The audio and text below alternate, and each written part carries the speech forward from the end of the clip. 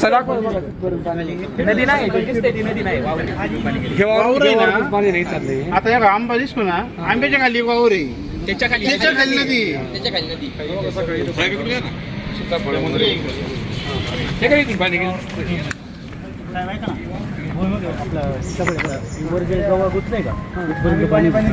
पूर्ण खाली मध्ये गेलं ना ते खालचं पूर्ण वाहून गेले इथून पाणी उतरलंय ना खड्डा तयार झालाय भुईमुग ते भुईमुग आपला पेरू आहे. आता हे जनावरांचं खादी असतं काढायचं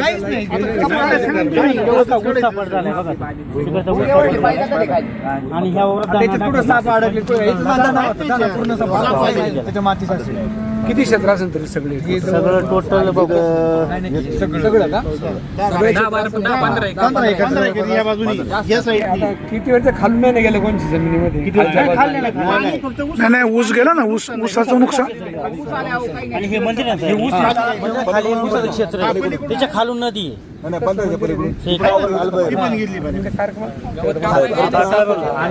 ते मंदिर आहे का ते मंदिर आहे ना त्या मंदिराचं नंदी त्या नंदीला पाणी लागलं होतं. जर हे असं इकडं कव्हर झालंय ना त्याच्या खाली उसाचं क्षेत्र आहे त्याच्या खालून पाणी काय झालं वाणी साहेब पाऊस आला ना त्यांचा म्हणजे इरिगेशनचा एक असा नियम आहे की 7 जून त्यांचे डापे काढायचे असतात. तर आता इथल्या ग्रामस्थांचं म्हणणं असं आलं की यांनी 3 डापे काढलेच नाही काढले. 3 डापे न काढल्यामुळं त्यांनी जलपर्णी बंधाऱ्याचे त्यामुळं पाणी एवढं ते बरोबर इकडं शेतामध्ये पाणी घुसलं ना वाट लॉक झाली त्याची केटीवरच्या डाप्यांमुळं जलपर्णीमुळे साईडला 2 डापे जर वेळेवर आणि 3 डापे 7 जूनला जर काढले असते ना डापे तर पाणी आलं नसतं इतके वेळ आलं नसतं पाणी. आणि हा पूर आपल्या 2005 ला पण आला होता त्यावेळेस पण ही सगळी माती गेली होती वाहून बरं याच्यामध्ये काय करतात आपलीच काही शेतकरी लोक असतात ज्यांची नदीवर लिफ्ट असतात ना ते सांगतात बा नका काढू आम्हाला पाणी नाही पण हे तुमचा नियम आहे का ना 7 जूनला काढायचं तर काढलेच पाहिजे ना आता असे ना पाऊस झाला बरं मग आता काढतं मध्ये पण काढता येईल ना मध्ये डापे टाकायच्या वेळेस त्यांना सांगितलं होतं तुम्हाला पूर्ण पुढल्या वेळेस काढत असेल तर टाका नाही तर आताच टाकू नका म्हणले काढणार आम्ही डापे पाणी बघा आता टाकते ना हे सरपण आहे आणि हे आपलं टाकलेलं आहे का वैरण हे वैरणीला सोबत घेऊन येते पाणी एवढं पाणी होतं इथं. हे अतिवृष्टी झाली ते हे खरंच आहे पण त्यातल्या त्यात हे मानवनिर्मित पण हे कारण आहे नुकसान व्हायला. डापे जर त्यावेळी काढले असते तर कमी खाली पाणी 3 फूट मला 3 डापे किती फूट झाले तेच पाणी डापे काढायची जबाबदारी कोणाची होती? डापे काढायची जबाबदारी कोणाची? त्यांना काही फोन झाला का?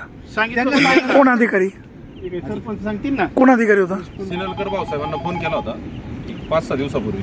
अच्छा. तर साहेबांना सांगितल्यानंतर पूर्ण डापे काढून घ्या. तर साहेबांचं असं म्हणणं आलं की एक डापा राहिलेला आहे परंतु काही ठिकाणी 2-2 पण डापे आहेत आणि जो खालचा डापा आहे ना हा म्हणजे 5-25 वर्ष झाले असतील खालच्या डाप्याला हातच लावत नाही म्हणजे आणि तो डापा म्हणून मग ह्या वेळेस तर कोण सिन्नरकर त्यांचा नंबर आहे का?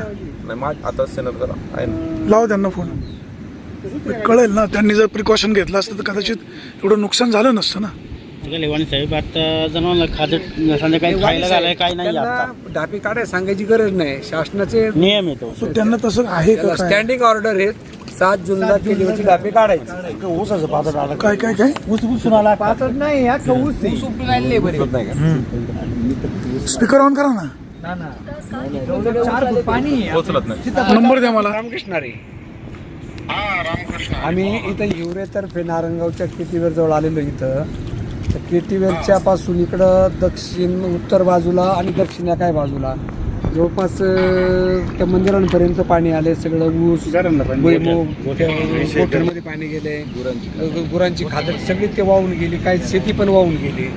तर ते स्थानिक लोकांचं असं म्हणणं आहे की तुम्ही केटीवेरचे डापे सगळे पूर्ण काढले नाहीत काही डापे शिल्लक ठेवले होते. याच्यामध्ये ना पावसात जेवढे शक्य होते ना तेवढे सगळे डापे काढलेले पावसात आणि कधी काढायचे असतात? नाही साहेब पण आता माझ्या मते शासनाच्या स्टँडिंग ऑर्डर असे आहेत की 7 जूनला सगळे डापे काढायचे असतात. आमच्याकडले 7 जूनला काढले जादवाडीचे काढले, साकुरीचे काढले. मग आता ते नाही, मी सांगतो ना सर काय झालंय. आम्ही ना ते एल निनोमुळे ना 31 ऑगस्ट पर्यंत पिण्याच्या पाण्याचं ऑर्डर आहेत ना. तर मग आमची लोक गेली 2-3 वेळा गेली तिकडं. तर त्यांनी काय काढून दिले नाहीत ते स्थानिक शेतकरी वगैरे असतील त्यांनी. त्यानंतर आम्ही परत एकदा गेलो. आता 2-3 दिवसापूर्वी पावसात पण काढले आम्ही टाकले. आपण ते जरा थोडे आधी काढले असते तर लोकांचं नुकसान झालं नसतं ना साहेब, लय नुकसान झाले. आता शेतकऱ्यांना गाईला घालायला चारा नाही त्यांच्या करायला. भुईमुगाचं पीक गेलं, तिकडे डाळिंब त्यांचे ऊस होता, नंतर सीताफळाचं, पेरूचं, आणि ऊस तर भुईसपाट झाले. माती वाहून गेली, जमिनी माती सगळ्यात वाहून गेली सगळी. तुम्ही जरा येऊन जरा इकडं पाणी करा जरा एकदा. नाही काय आलंय सर, मी आहे ना आता वडस डॅमचा पण माझ्याकडे चार्ज आहे ना. हां, तर ते इथं डॅम कंट्रोलिंग साठी मी कालपासून रात्रंदिवस इथंच आहे. तुमचे आता हे कोण आहेत, उपअभियंता कोण आहे तुम्हाला? शिंदे साहेब आहेत. मग शिंदे साहेबांना सांगा, तुम्ही फोन निरोप सांगा शिंदे साहेबांना. तुम्हाला इथे येऊन पाणी करा. इथं वाणी साहेब इथं आलेत, माझ्या बरोबर आहेत. सुरजभाऊ वाजगे तिथले सरपंच आहेत, मनीष भाऊनी सगळे ग्रामस्थ इथं आहेत. आता तुम्ही जरा शिंदे साहेबांना सांगा म्हणा, सुरजभाऊंना फोन करा. मग ते इथलं लवकर त्यांना लगेच घेऊन येतील साईडवरती. बरं का साहेब? तहसीलदार साहेबांना पण कळवा हे सगळं नुकसान झालेलं आहे म्हणून. हो. तहसीलदार साहेबांना शिंदे साहेबांनी फोन वगैरे केलेले. सुरजभाऊंशी बोला 1 मिनिट. साहेब, एवढं मोठं नुकसान झालंय इथं शेतकऱ्यांचं, या नुकसानी जबाबदार कोण? नाही आता पावसाचा इन्फ्लोस तेवढा आहे. पाऊस इकडे मावळत आहे. आता पवार साहेबांनी जे सांगितलं, ऐका ना, जे पवार साहेबांनी सांगितलं की 7 जुलैलाच ढाबे काढले पाहिजे नव्हते.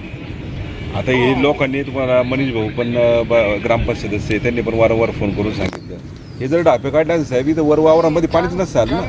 सांगितल्यावर लगेच आमची टीम गेली. तोपर्यंत पाऊस पाणी आलं होतं, तोपर्यंत पाणी पण आलं होतं साहेब ना. कसं होतं, तुम्ही वेळेत जर या सगळ्या गोष्टी केल्या असेल, आज शेतकऱ्यांचं लय मोठं नुकसान झालंय. ठीक आहे, आता मी काय म्हणतोय, आपल्या प्रशासनाची ही चूक आहे. तर माझं म्हणणं काय आहे, प्रशासनाची आता ही पण जबाबदारी, या लोकांना कशी काय भरपाई मिळेल, कारण वाईट अवस्था झाली सगळ्या शेतकऱ्यांची. इथे जवळ सर 5-25 एकर क्षेत्र असे सगळं पाण्याखाली गेलंय. तुम्ही इथे अवस्था एकदा बघा.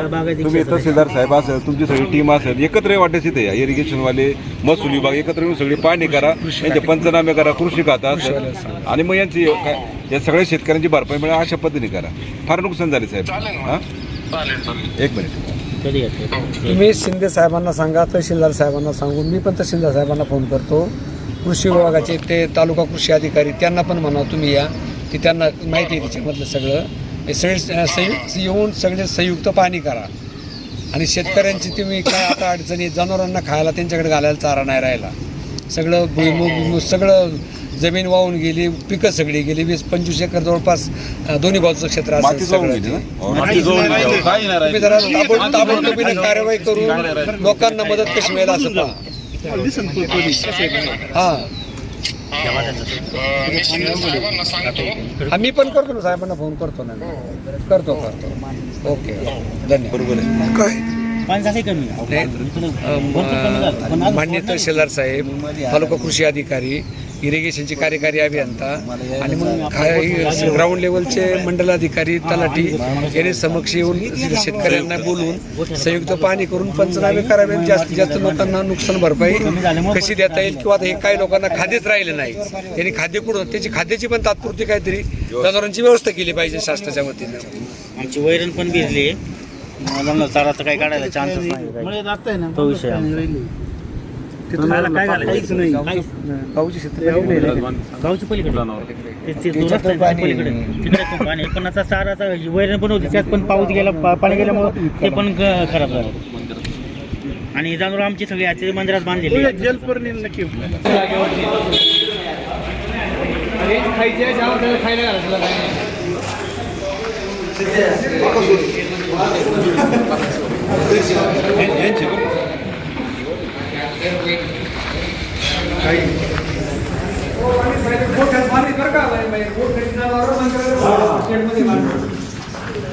गोठ्याकडे पाणी आल्यामुळे मंदिराच्या याच्यात आणले, शेडमध्ये आणले. खायचा नाही काही गोठा कुठं होता गोठा कुठं होता मोठा तुझा मोठं ठीक आहे, तिथं आपण याचं त्याच्यामध्ये पाणी आलं होतं. पाणी आलं होतं. त्यातले अर्धे जनावर बाहेर करायला बांधले आता म्हटलं खात नाही जनावर खातात ना म्हणून बाहेर बांधायला तिकडे पण बांधली होती तिकडे पण हे काही या बाजूला पण बांधले होते पण आता आता म्हणलं पाऊस उघडला आदत नाही म्हणून हे सभागृह कोणाचं आहे मंडप कोणी बांधून दिलंय हे आशाताई नाही हे गावचं आहे आणि मी आशाताईचं आहे. हा, अशी ते बुचके या शेडला निधी आशाताईचा आहे आणि हा गावच्या फंडाचा निधी आहे. पूर्ण क्षेत्र आहे ना पाण्यात गेल्यामुळं गुरांना खायला काही नाही. तुमचं नाव काय संजय रघुनाथ खोपराळे. तुमचं जमिनीमध्ये कुठली कुठली पिकं होती ऊस भुईमुग घास मका आणि हत्ती ओढी. जनावरं किती आहेत जनावर 6 गाई आहेत आणि घोडे. आता काय पर्यायी चाऱ्याची व्यवस्था सारेची वस्तू आज काहीच नाही. मंदिर समापन का बांधली गोठीमध्ये पाणी आलं सगळं.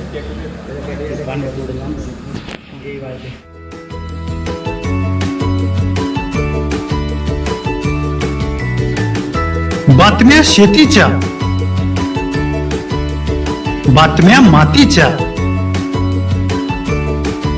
बातम्या अन्यायाच्या, गुन्हेगारीच्या,